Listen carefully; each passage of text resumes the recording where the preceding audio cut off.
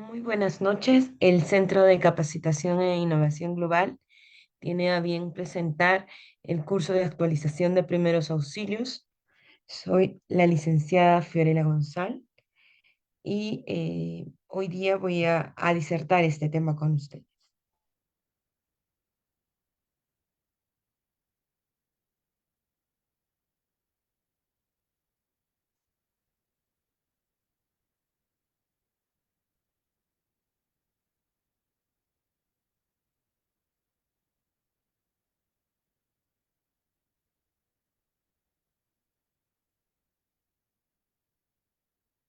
Perfecto. Entonces vamos a hablar un poco, comenzar esta disertación hablando de los principios generales de los primeros auxilios. Tenemos que recordar que ante cualquier situación de emergencia, eh, debemos evaluar la situación antes de actuar. Tiene que primar el principio de que sea un lugar seguro para el auxiliador. Entonces, lo que primero se hace es realizar una inspección del lugar, reconociendo aquellas situaciones que ponen en riesgo su integridad de rescatista. Puede ser que haya maquinaria, corriente, precipicios, derrumbamientos o algún otro peligro que hay en el medio. Entonces, recordemos que el principio que rige nuestro actor es el paz, proteger, avisar y socorrer. Proteger, viendo que este sea un lugar seguro y controlado. Avisar, activar el sistema de emergencia. Y socorrer, que ya va a la atención directa de la víctima, ¿no? Realizando una primera exploración basada en el ABC, ¿sí? Y realizando una segunda exploración para llegar a un diagnóstico. El RCP que tenemos nosotros, el RCP básico 2021 y que está actualizado para varones, tenemos un esquema rápido en la que nos dice que primero hay que comprobar el estado de conciencia, ¿correcto? Luego abrir la vía aérea, hay maniobra frente mentón y comprobar la respiración. La respiración lo vamos a hacer a través de nuestros sentidos. Si nosotros vemos al auxiliador, vemos que éste está mirando el diafragma y viendo cómo hay los movimientos respiratorios. También pone su oído a la altura de la nariz para escuchar la salida del aire, ¿no? Y vemos que luego inicia con las compresiones continuas. Vamos a hacer al final de estas imágenes una comparación entre lo que es el RCP aplicado para adultos y para niños, ¿no? Ahora, las compresiones, vemos que se tiene que la persona arrodillar al lado de la víctima. Nosotros estamos viendo acá en todo momento que el auxiliador está frente al pecho de la víctima, ¿no? No está ubicada en la cabeza, no está ubicado a la altura de los pies, no, directamente al pecho de la víctima. Hay que descubrir el tórax y poner el talón de la mano dominante. Valga decir que si yo soy diestro, la mano derecha es la que va a ir sobre la superficie eh, corporal a la altura del diafragma y el talón de la otra mano encima de la primera, ¿no? Entrelazando las manos, pongo los brazos estirados, ahorita vamos a ver una imagen, y el cuerpo echado ligeramente sobre el paciente. El tórax debe bajar unos 5 centímetros en cada compresión, a un ritmo de 100 a 120 compresiones por minuto. Realizar compresiones continuas. Si se tiene formación en RCP, alternar 30 compresiones con 2 insuflaciones tapando la nariz para comprobar si esta maniobra resulta efectiva, si su pecho se eleva, ¿no? Entonces, estamos viendo acá, bueno, hemos visto em, cómo se hace, se coloca, ¿no? Pero acá vamos a ver el protocolo actualizado para una persona, un niño de 1 a 8 años y luego de los bebés de menores de un año. Entonces, el esquema rápido, vemos es primero comprobar el estado de conciencia. En un niño lo movemos y le decimos, ¿estás bien? En un adulto también. Pero un niño, un bebé que menor de un año no nos va a responder esta pregunta. Entonces se hace estimulando la planta del pie, ¿no? Luego procedemos a abrir la vía aérea, comprobar la respiración, como hemos visto. En el caso del niño también vemos y comprobamos. Y si no hay respuesta a esto, pasamos a las insuflaciones, ¿no? Hacer 5 insuflaciones, 30 compresiones con 2 insuflaciones. lo que vemos que la diferencia entre un niño ya de 1 a 8 años que usamos una sola mano para la presión, en el niño menor de 1 año usamos solamente 2 dedos, ¿no? Una diferencia que tenemos acá. Y en el mayor de 8 años, 9, 10 años ya utilizamos lo que es ambas manos. Nuevamente repetirles que las insuflaciones son en cantidad de 5 con la vía aérea abierta, frente, mentón y la nariz tapada. ¿Para qué? Para asegurarnos que ingrese el aire y no salga por la nariz, ¿no? Entonces asegurarnos que llegue a base de pulmones. En bebés no tapamos, ojo, la nariz y al insuflar abarcamos tanto la boca como la nariz. Si el pecho del niño se eleva menos de 2 veces, hay que modificar la posición del cuello. Si no se eleva aún así, hay que pensar en una obstrucción de la vía aérea. Veíamos que nosotros cuando hacíamos la presión o las compresiones en un adulto, deprimíamos más o menos 5 centímetros. Ahora es solo 2 centímetros en niños y infantes, ¿no? Y siempre hay que arrodillarnos al lado de la víctima, descubrir el tórax y poner el talón de la mano en el centro del pecho. En el caso de los niños de 1 a 8 años, es una sola mano, y en el caso de los bebés de 0 a 1 año, es con 2 dedos. El tórax debe bajar unos 5 centímetros y en los bebés 4 centímetros en cada compresión. El ritmo que va es de 100 a 120 compresiones por minuto, ¿no?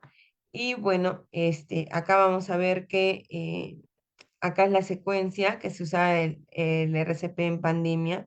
Recordemos, en lactantes, 2 dedos, en niños, una mano y en adultos, ambas manos. La frecuencia sigue siendo la misma, de 100 a 120 compresiones por minuto. Y alguna persona me preguntará, pero en niños, ¿por qué no hacerlo menos? Recordemos que la frecuencia cardíaca en un niño o a menor edad es mayor. En un niño recién nacido, la frecuencia cardíaca está oscilando entre 140 y 160 y luego paulatinamente con la edad va disminuyendo. Por eso es que la velocidad tiene que mantenerse en 100 a 120 compresiones por minuto. ¿Por cuánto tiempo hacemos estas compresiones? Por 2 minutos. No obstante, cuando se realiza la reanimación cardiopulmonar, lo que se debe privilegiar es la vida, ¿correcto? Por eso, bueno, producto de esta pandemia, lo que hubo de la pandemia, nos indicaron, ¿no? Desinfectar nuestras manos después de realizar el RCP, no realizar respiración boca a boca, en un momento se indicó, y tener una mascarilla puesta en todo momento, ¿no? Ahora con todavía se siguen manteniendo ciertos protocolos, pero si digamos que nosotros estamos ante un familiar, vamos a hacer toda la maniobra, ¿no? De RCP. Ahora, las maniobras de posicionamiento de la vía aérea y la ejecución de la ventilación. Como dijimos en un momento, hacemos la maniobra frente-mentón para permitir el paso del aire, ¿no? Pero también lo que se puede hacer cuando sospechamos de alguna lesión a nivel cervical es la maniobra de tracción mandibular. En esta maniobra, la persona o el rescatista ubica ambas manos al lado de lo que es la mandíbula del paciente y con sus dedos pulgares baja lo que es el mentón, ¿no? De tal manera que aseguramos que no haya mayor lesión en la columna cervical, ¿no? Miren ustedes en la figura de abajo, esta es la maniobra frente-mentón. Acá sí se podía observar, ¿no? Una retracción, el doblar y pero si nosotros sospechamos, encontramos a la víctima y sospechamos de una caída o un accidente, perdón, podemos asegurarnos con esta maniobra de tracción mandibular, ¿no? Considerarlo muy importante en aquellas personas en donde se sospecha de esta lesión y para evitar la movilización cervical y asegurar la vía aérea. Ahora, bueno, vamos a ir viendo acá un poquito de lo que les manifestaba, ¿no? La diferencia entre los tres tipos de personas, ¿no? Entre un adulto, en un niño y en un lactante. El reconocimiento no responde para todas las edades de la misma manera, ¿no? Podemos encontrar que un adulto puede ser que no respire con normalidad o puede ser que presente una respiración jadeante, o sea, lo que se llama boquea, ¿no? Una respiración como cansada en un adulto nos indica que en algún momento esta respiración va a colapsar, entonces que vamos a tener que hacer la maniobra. En niños y lactantes, eh, a veces solo se ve que se jadea o boquea, ¿no? Ahora, para ver lo que es el pulso, la frecuencia cardíaca, no podemos excedernos más de 10 segundos, ¿ya? Si yo en 10 segundos no palpo el pulso, que es carotidio, procedo a hacer la maniobra. No puedo perder tiempo, ¿no? Vamos a seguir. La frecuencia de la compresión, como dijimos, es al menos de 100 veces por minuto, pero lo que está recomendado es de 100 a 120. La profundidad de las compresiones en un adulto es de 5 centímetros, lo que yo voy a comprimir entre ambas manos y el pecho del paciente. Y yo tengo que dar un tiempo para comprimir y para que el pecho retorne nuevamente, ¿no? En un niño, al menos medio de diámetro anteroposterior y al menos 2 pulgadas, también 5 centímetros. Y en un lactante, al menos un tercio de diámetro anteroposterior y lo que se profundiza es 4 centímetros, ¿no? Ahora, en la expansión de la pared torácica, hay que dejar que se expanda nuevamente el tórax, ¿no? En cada compresión. Y los reanimadores deben turnarse en la aplicación de las compresiones cada 2 minutos. ¿Sí? Entonces estamos viendo que no solo es presionar, sino que hay que dar el tiempo necesario para que retorne y se expande nuevamente este tórax. Ahora, la interrupción de las compresiones. Hay que reducir al mínimo las interrupciones entre las compresiones torácicas. Intentar que las interrupciones duren menos de 10 segundos. Lo que es el manejo de la vía aérea. Hay que hacer la inclinación de la cabeza o lo que hemos dicho, la maniobra frente-mentón.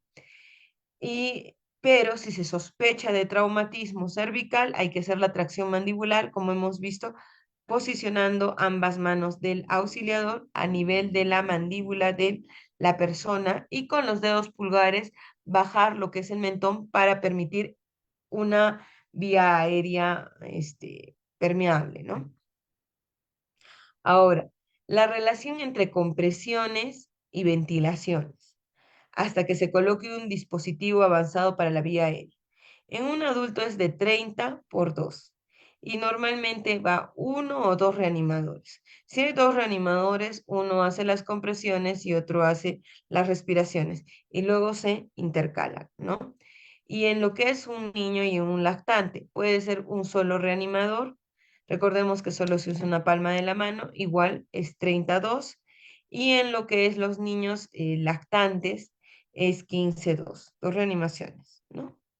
Ahora, las ventilaciones, cuando el reanimador no tiene entrenamiento o cuando lo tiene pero no es experto, únicamente compresiones, ¿ya? Ahora todos ya debemos manejar el RCP, entonces estaríamos capacitados para dar con las ventilaciones. Las ventilaciones con dispositivo avanzado para la vía aérea es una ventilación cada 6 a 8 segundos, ¿no? De forma sincrónica con las compresiones torácicas, aproximadamente un segundo por ventilación, y hay que evaluar la elevación torácica del paciente. Y bueno, lo que es la desfibrilación, y acá hablamos un poquito más ya cuando estamos en una reanimación avanzada, que se usa el desfibrilador. Recordemos que es el desfibrilador el que nos avisa en qué momento dar la descarga, ¿no? Y no se da en todos los casos, sino cuando hay una fibrilación ventricular, ¿correcto? Después de la descarga, recordemos que se tiene que reanudar el RCP nuevamente. Vamos a ver ahora lo que es el manejo de las heridas. Y en este manejo de las heridas, porque hay que tener un adecuado concepto acá de su manejo, de la bioseguridad, porque ha habido muchos incidentes en donde se han utilizado materiales que no debían utilizarse y vamos a ir explicando. Una herida es la pérdida de la continuidad de la piel o mucosas como consecuencia de un traumatismo, ¿no? Entonces, los primeros auxilios en caso de una herida, ¿qué deben buscar? Deben buscar controlar el sangrado. ¿Por qué? Porque hay una discontinuidad de la piel y prevenir una infección. Tiene esos dos principios, ¿no? Sabemos que la piel tiene una función de absorción percutánea, tiene una función, es un órgano de los sentidos, hay una pérdida insensible de agua, cumple la función de termorregulación y cobertura protectora. Entonces vamos a ver lo siguiente, ¿no? Acá tenemos las siguientes distintas capas de la piel: epidermis, dermis y tejido subcutáneo. Es en la epidermis la capa más superficial, esto para distinguir el tipo de heridas, la dermis, que es la segunda capa, y el tejido subcutáneo o hipodermis, en donde se encuentran el origen de los folículos pilosos, las terminaciones nerviosas, venas y arterias, también así como glándulas sudoríparas, etc. Entonces, vemos que hay diferentes tipos de heridas y estas pueden ser clasificadas por el agente causante, ¿no? Por ejemplo, las heridas abrasivas que se ocasiona por el roce o fricción de la piel, al frotar la piel, lo que conocemos como los rasmillones, ¿no? Y esto va a la capa más superficial, a la epidermis, pero estamos ahorita clasificándolo por el tipo de mecanismo. Heridas cortantes o incisas, por acción de algún agente cortante, puede ser un cristal, un cuchillo, o bordes muy limpios o sangrantes, ¿no? Que tiene este tipo de heridas, las cortantes. Tenemos las punzantes, como su nombre lo dice, con un objeto que ha punzado. Pueden ser objetos puntiagudos, alargados, pueden ser agujas, clavos, alambres, ¿no? Y acá más que superficie, predomina lo que es profundidad. Las heridas contusas. Y esto se da a lo que está relacionado con los golpes, con superficies romas o redondeadas. Por ejemplo, el golpe de un puño, de una piedra, etcétera, ¿no? Los bordes son aplastados, ¿correcto? Eh, Vamos a ver. Dependiendo de la profundidad que tenemos. Y acá vamos viendo un poquito de lo que es las capas de la piel que hemos descrito anteriormente. Son superficiales si solo atraviesan la piel y el tejido subcutáneo. Profundas si atraviesan hasta el músculo y aponeurosis. Penetrantes cuando penetran alguna cavidad como boca, tórax, abdomen, pelvis, entre otras. Perforantes cuando atraviesan el cuerpo, tienen un orificio de entrada y de salida. Por ejemplo, las de un arma de fuego. Si digamos que es el ataque con un cuchillo y este cuchillo traspasa, es una herida perforante. Y es penetrante cuando se queda encapsulada en algún órgano del cuerpo, ¿no? Ahí hay una diferencia por la profundidad que tenga. Ahora, la clasificación por la cantidad de detritos o cuerpos extraños pueden ser heridas limpias, como una herida quirúrgica, una herida ocasionada por un objeto limpio, y contaminadas cuando está ocasionada por un objeto contaminado, e infectadas cuando la herida contaminada no se realiza una buena limpieza, ¿no? Una herida limpia puede pasar a ser una herida infectada si no se da o no se cumple con el adecuado protocolo. Otras formas de heridas son las amputaciones, es la extirpación completa de una parte o la totalidad de una extremidad, que también hemos visto que se da, por ejemplo, cuando hay accidentes, ¿no? El aplastamiento, cuando las partes del cuerpo son atrapadas por objetos pesados. Puede incluir fracturas, lesiones a órganos externos y a veces hemorragias. Pueden ser estas hemorragias externas o internas, ¿no? Abundantes. ¿Y cómo reconocer una hemorragia interna abdominal? Porque vamos a ver que alrededor del ombligo se va a marcar como un halo color morado, el que nos está indicando que hay una hemorragia interna. Generalmente, en el 80% de los casos, estas hemorragias están relacionadas con una ruptura a nivel del vaso, ¿no? Tenemos las heridas abulsivas. Son aquellas donde se separa y se rasga el tejido del cuerpo de la víctima. Una herida cortante o lacerada también puede considerarse o convertirse en una herida abulsiva. Por ejemplo, acá están las mordeduras de perro, ¿no? Acá se separan y se rasgan los tejidos del cuerpo de la víctima. Acá tenemos una herida abrasiva, como dijimos, es lo que conocemos popularmente como un rasmillón o un raspón. Entonces la superficie es irregular, bordes irregulares, una extensión variable, puede ser solo ubicada en lo que es a nivel de epidermis, puede haber alguna hemorragia a nivel de vasos capilares y hay una alta incidencia de infección. Ahora, los primeros auxilios a tratar en este caso sería lavar la zona con abundante agua y jabón, limpiar con agua oxigenada y eliminar todo o cualquier cuerpo extraño que pueda haber, ¿no? Limpiar y secar con gasa. Ahora, por ejemplo, si hay detritos, me refiero a piedritas, plumas, pelitos o algo así, lo retiramos. Si me dicen, pero hay incrustado un pedazo de vidrio, entonces, y la profundidad, recordemos, ojo por profundidad, es grande, entonces ahí no lo retiramos porque puede estar lastimando un vaso. Esto ya lo haríamos en el centro de salud más cercano, ¿no? Además, recordemos que ya perdería la categoría de una herida abrasiva y pasaría a ser una herida penetrante, ¿no? Los detritos, recordemos que también esta herida abrasiva es a nivel de epidermis, es muy superficial.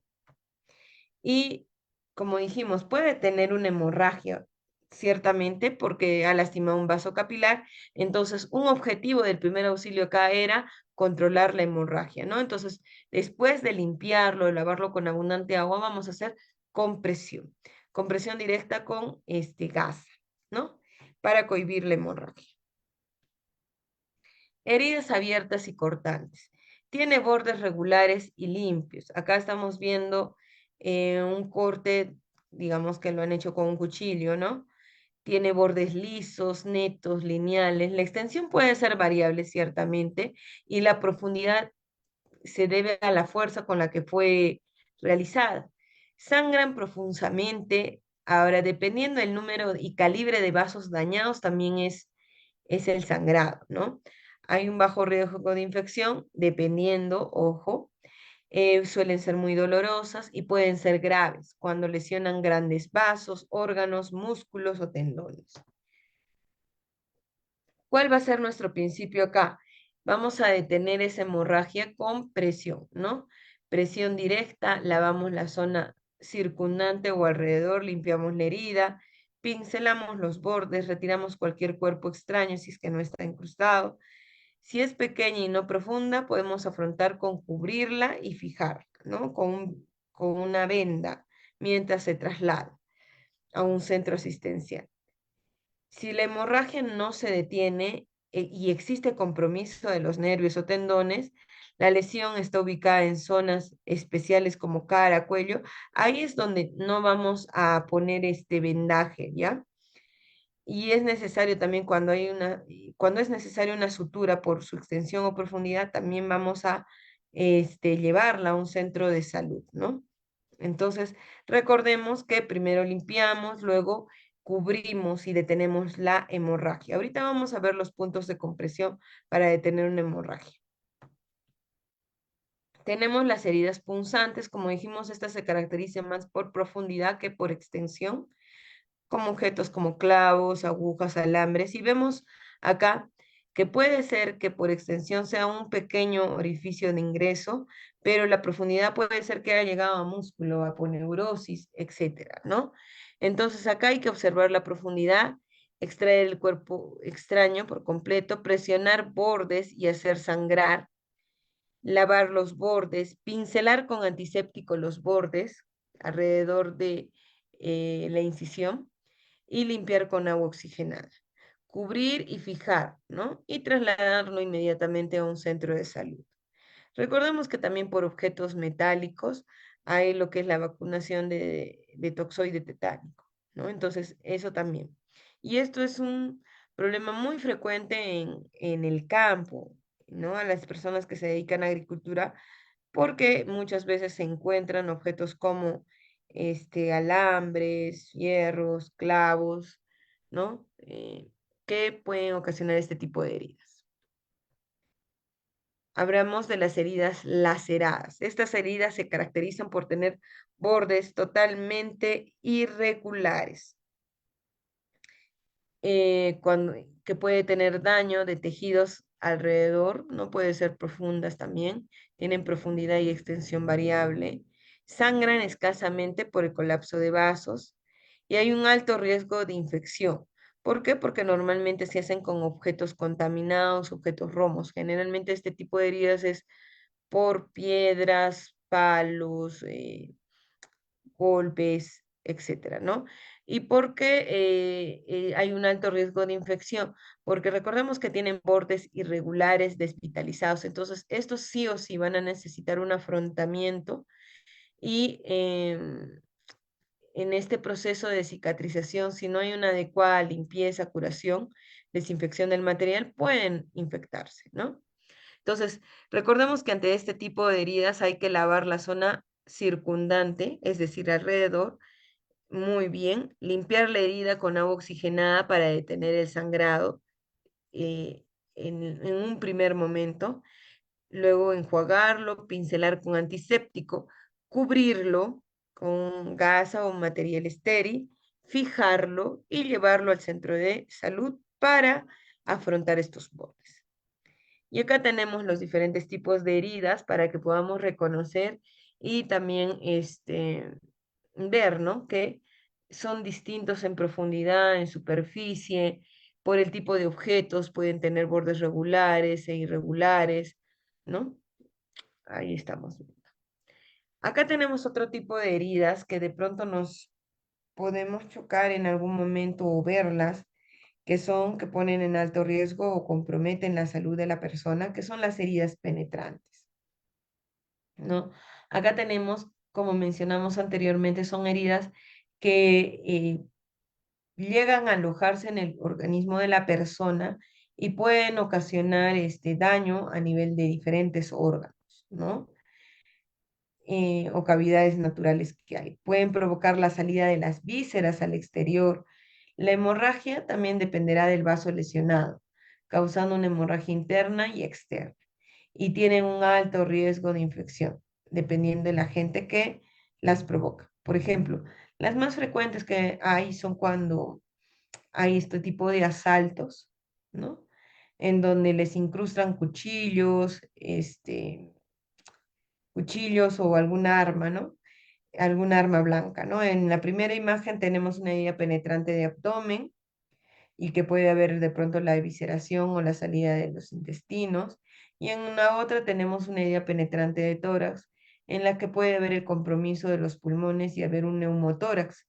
Recordemos que la presión, los pulmones trabajan bajo una presión, perdón, atmosférica y la presión de afuera, eh, al haber un orificio de ingreso, va a comprimir a los pulmones y no va a permitir una adecuada expansión, por lo que colapsa en un momento su respiración, ¿no? De esta persona.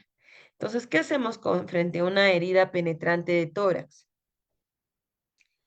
Una recomendación general, bueno, primero para describirles la herida penetrante de tórax, son muy graves porque cuando pones en contacto lo que es la cavidad pleural con el exterior, porque va a producir el colapso de este pulmón, como les dije, por la diferencia de presiones, dando lugar a una insuficiencia respiratoria grave, porque hay una ruptura de la pleura, hay una pérdida de la estabilidad de la caja torácica.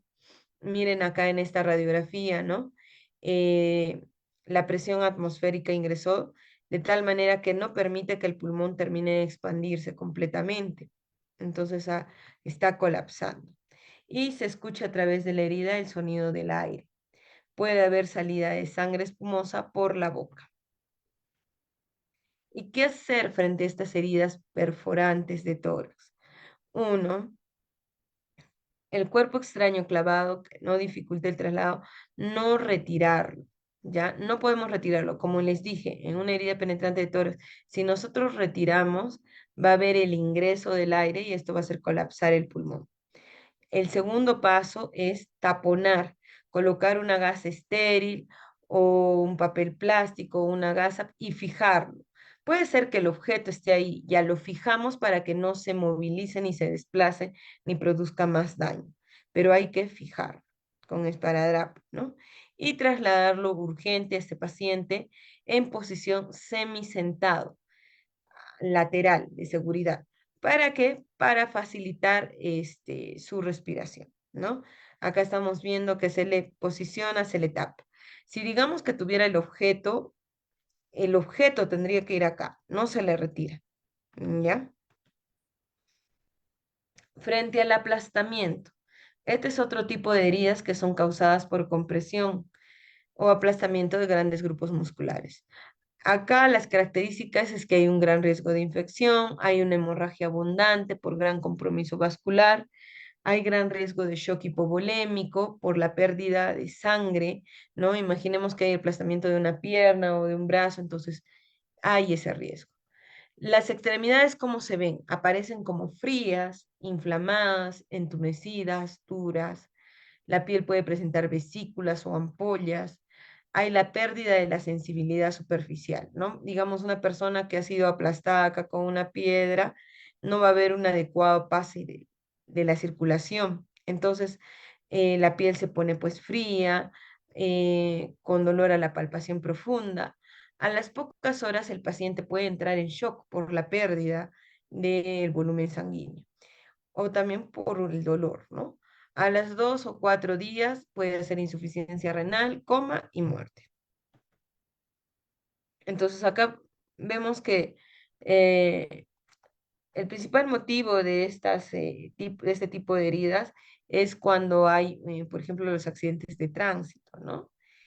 Y recordemos que antes de proceder a la liberación, eh, hay que efectuar un torniquete. Lo que habla acá es, por ejemplo, si yo estoy viendo que después de este aplastamiento yo liberé, ¿no? La zona, pero digamos, hay una parte del cuerpo que ya no esté, y se perdieron 2 dedos y hay una pérdida masiva de sangre, entonces lo que vamos a hacer sí es el torniquete, presionar por momentos para suspender lo que es el sangrado y luego abrirlo, ¿no? Para evitar lo que es la hipovolemia. Colocar bolsas de hielo también sobre el miembro afectado, ¿no? Y si el traslado no es inminente, ofrecer agua carbonatada para la precipitación de productos tóxicos y trasladarlo urgentemente. Otra emergencia que tenemos y ya bastante frecuente que se da a veces en el sur del país es lo que es las mordeduras, ¿no? De las mascotas, ponemos el perro, el gato, y bueno, en zona de selva lo que es murciélago, ¿no? Este es un tipo mixto de herida, es contusa con punzante. Hay un mayor riesgo si el animal está enfermo. Entonces hay que proceder a llevar a esta persona sí o sí al establecimiento para vacunarse, pero también en un primer auxilio hay que lavar la herida. Ahora, recordemos, la gravedad va a depender mucho mientras más cercano esté del cerebro. En nuestro país hay varias ciudades que ya tienen la alerta por casos de rabia. Entonces tenemos que tener eso presente siempre. Mientras la herida o la mordedura esté más cerca del cerebro, es más riesgo, ¿ya? Y se va al centro de salud también para colocar lo que es la vacuna y evitar el avance del Raptavirus. Ahora, se tiene que investigar sobre el animal enfermo. Si este animal ha tenido gran salivación, hasta huraño, ha tenido parálisis de las patas traseras, ha tenido horror al agua, hidrofobia, parálisis de la mandíbula, debe ser aislado y revisado, ¿ya? Porque podemos sospechar de que él tenga el virus de la rabia y este pueda penetrar por la salida del mismo por la saliva. del animal. Y en primeros auxilios, como dijimos, principal punto, limpieza con agua y jabón desinfectante, detener la hemorragia con un apósito, pincelar con antiséptico, cubrirlo con gasa y trasladarlo al centro de salud. Identificar al animal mordedor y la observación que se hace en 10 días, ¿no? Pero nuestro principal paso va a ser el lavado con agua y jabón, a chorro, constante, ¿ya? Esto es, abrimos el pilón que caiga. No es ponerlo en un lavador y salpicar, no, porque sería lo mismo que nada. Tiene que ser agua que esté en constante flujo. Ahora, primeros auxilios en las heridas simples. Tenemos que, como les dijimos en todo momento, lavarnos las manos y en el caso que tengamos material estéril, bueno, y si no, trabajar todo con cuidado y con el cuidado de no contaminar, ¿no? Si digamos que es una herida y estoy cerca de mi casa, lo que voy a hacer, o estoy distante de un centro de salud, es poner a hervir el agua, por lo menos 20 minutos para matar las bacterias, enfriar. Luego, proceder a hacer la limpieza de la zona, ¿no? Nunca tocar la herida con las manos, ¿ya? Y ahora también por lo que tenemos esto de la viruela del mono, ¿no? Una forma de contagio es estar en contacto tanto con las vesículas como con las costras mismas, ¿no? Entonces, tengamos ese cuidado de ponernos guantes. Y si yo no tengo guantes, ponerme bolsas, ¿no? Y manejarlo así. Siempre hay que desinfectar la piel alrededor. Si yo tengo una herida, yo tengo que limpiar de adentro hacia afuera, nunca de afuera hacia adentro. ¿Por qué? Porque si yo voy de afuera hacia adentro, introduzco el material, detritos a la herida, ¿no? Entonces siempre de afuera, de adentro hacia afuera, perdón.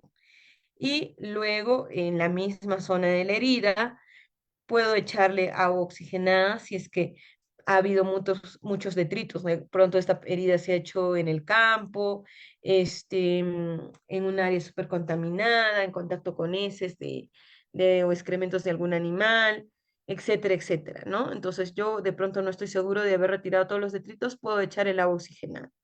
Enjuago. De ahí puedo echar algún antiséptico, puede ser la yodopovidona, ¿no?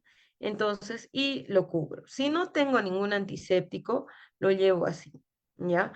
¿Qué no puedo echar? No puedo echar pasta dental, he visto tomates, no puedo echar nada de eso. No puedo echar alcohol directo, ni tampoco hacer la curación con algodón. Recordemos que estamos buscando que la herida esté limpia. Si yo le pongo algodón, van a salir los pelitos del algodón y se van a impregnar o pegar a la herida, ¿correcto?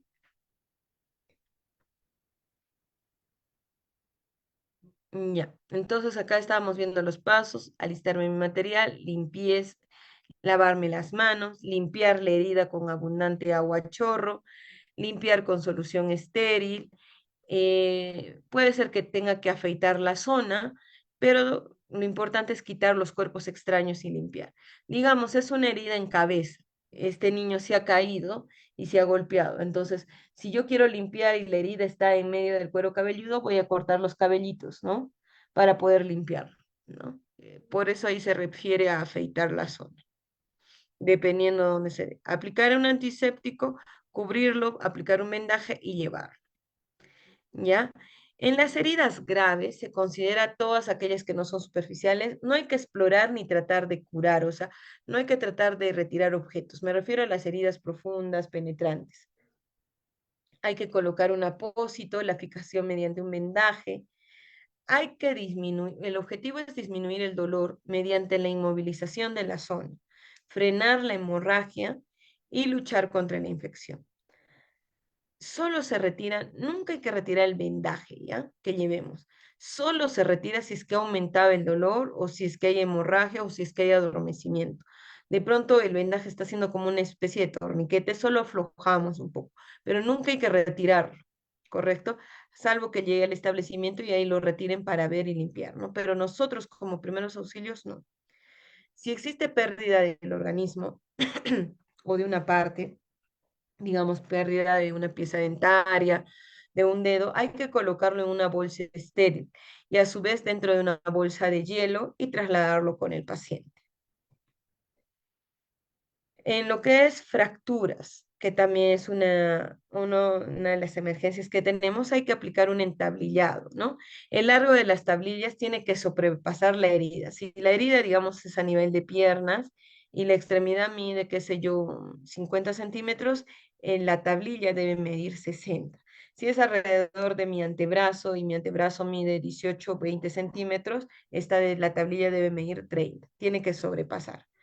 Puede usarse por también, si yo no tengo tablillas en ese momento, periódicos enrollados, puedo usar toallas o revistas gruesas que le den soporte e inmovilicen la extremidad. Acá tenemos, por ejemplo, un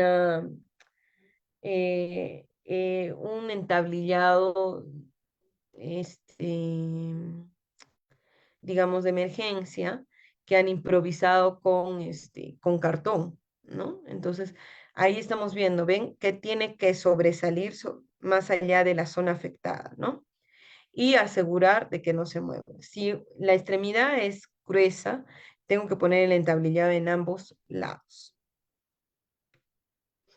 Acá tengo una fractura abierta o expuesta, en donde hay la salida, por ejemplo, del hueso.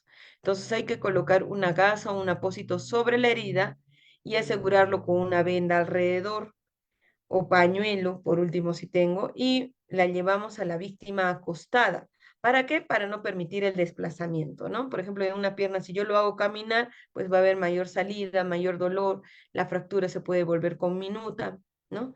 Y no extender. Acá estamos viendo, por ejemplo, ve, esta es una fractura expuesta, la cubrimos y luego el entablillado al lado y lo trasladamos. Las hemorragias, como dijimos, es una consecuencia a veces de algún tipo de herida, ¿no? Esta hemorragia puede ser arterial, venosa y capilar.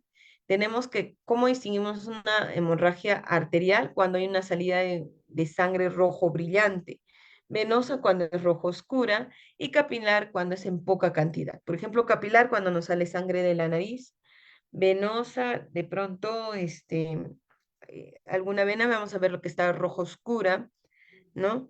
Por ejemplo, cuando nos colocan las vías, es en vena, es viendo venosa, ¿no? La sangre es más oscurita. Y la arterial es una sangre brillante que sale a borbotones, como sale a una frecuencia de los latidos del corazón. Y ahí vemos las imágenes, ¿no? La arterial es a borbotones, como si saliera petróleo. ¿Y cómo depende la gravedad de una hemorragia? Si una hemorragia es leve, cuando hay una pérdida de 0,5 a 1 litro. Recordemos que cuando donamos sangre, donamos medio litro, entonces estamos dentro de lo normal. Pero si ya pasa el medio litro o 1 litro, es leve. Una hemorragia grave, cuando perdemos entre 1 o 2 litros, y muy grave, superior a 2 litros. Y los puntos de compresión.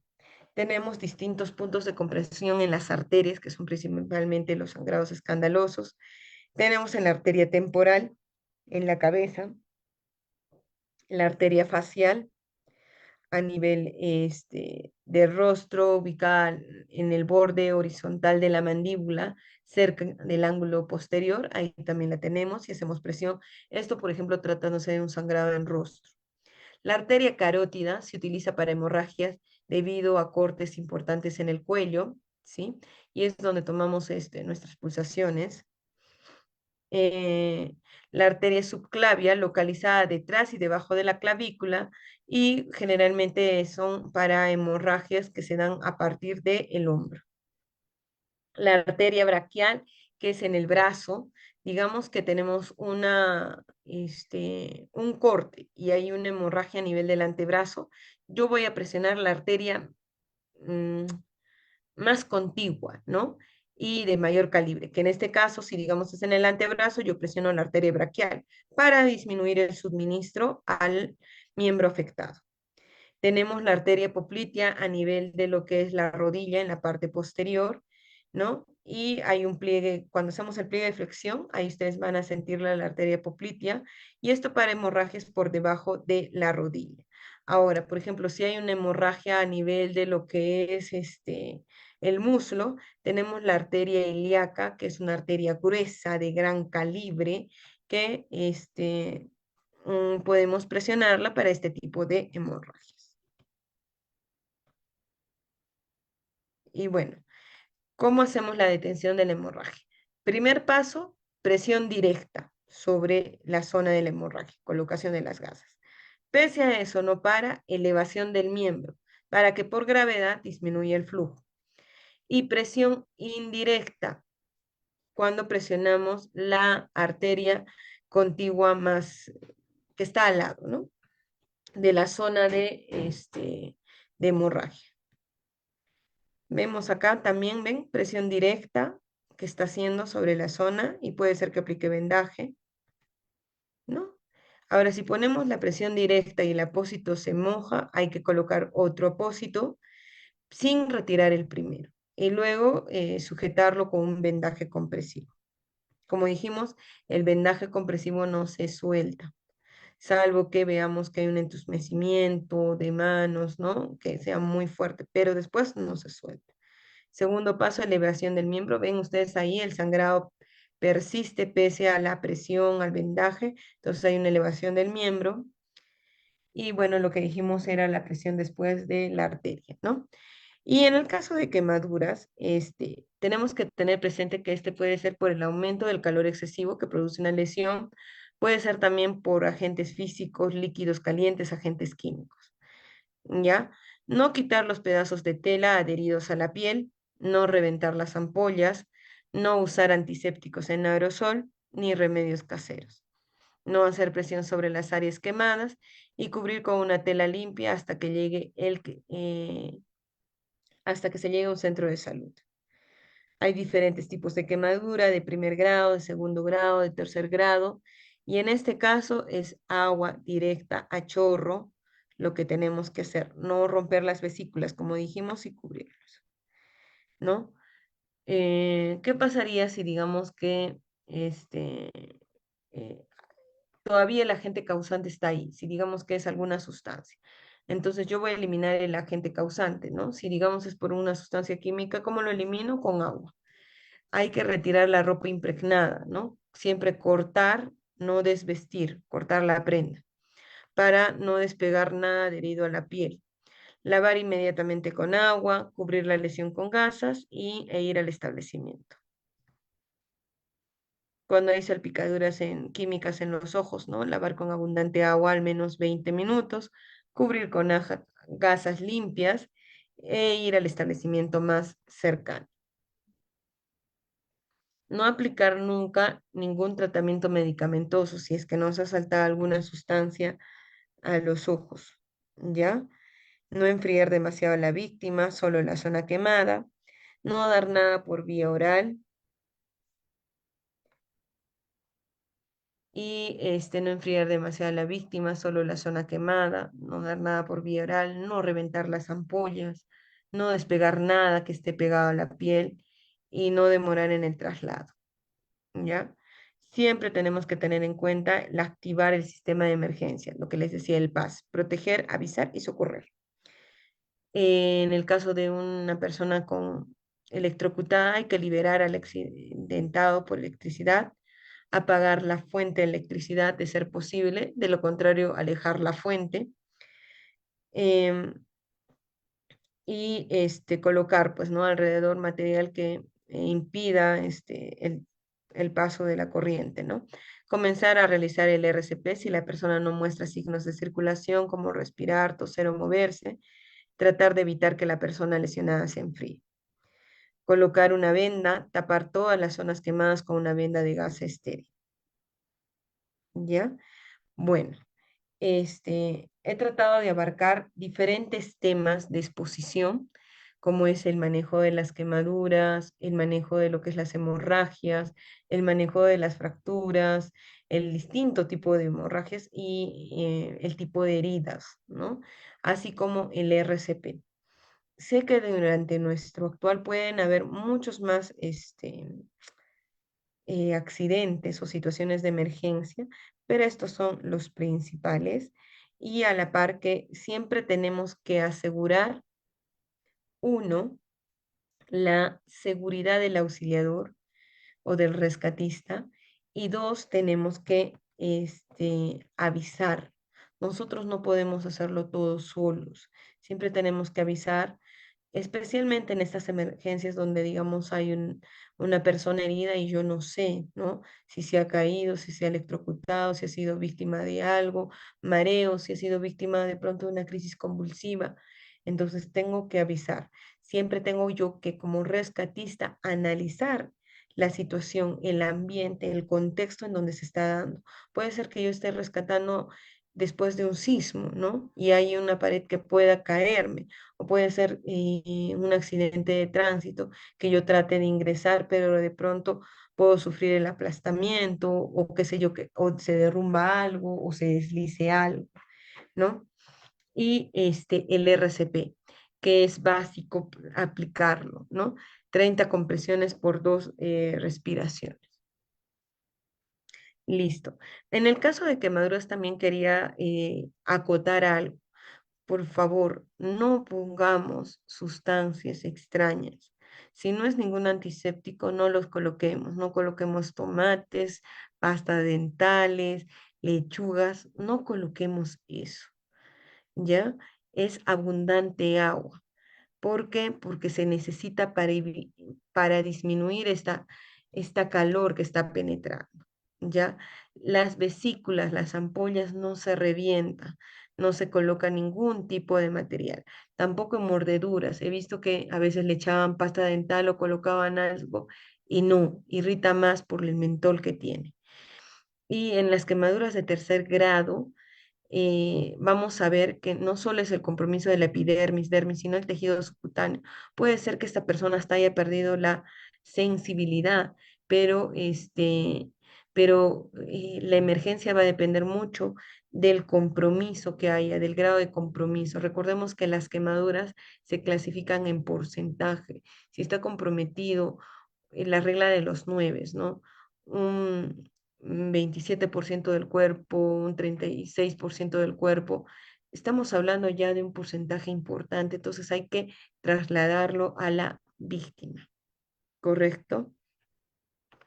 No aplicar nada. Y justo a mi mente venía la vez en que una persona fue atacada con fuego, ¿no? En Lima, y las personas en un afán de pronto de ayudarles le aplicaron con los extintores y esta sustancia química penetró en su piel. Recordemos que está quedando sin su barrera natural y esto al final le ocasionó la muerte, ¿no? Más allá también del compromiso, del gran compromiso que hubo, eh, este, es el material químico que penetró la piel y no tener esa barrera. Entonces lo que podemos hacer es abundante agua, trasladarlo, y ahora que también, ¿no? Tenemos diferentes tipos de quemaduras. Eso podríamos profundizar en una segunda vez. Y lo otro, el conocer los puntos de compresión arterial, ¿no? Por ejemplo, si es en la arteria ilíaca, como les dije, la más profunda para todo lo que es miembros inferiores. Pero si yo tengo la herida a nivel de lo que es las piernas, la más cercana es la arteria hipoplitea, entonces hago presión directa ahí. Si es a nivel del pie, entonces hago a nivel de la arteria tibial. Si es a nivel de los dedos, entonces hago en la arteria dorsal del pie, de la que está más cerca y alimenta el suministro de sangre, ¿no? Entonces, esto podemos ir haciéndolo con nuestros pacientes. Recordemos que la capacitación constante y la actualización que tengamos en primeros auxilios pueden salvar vidas. Listo. Mm, Muchas gracias por su atención y será hasta otra oportunidad.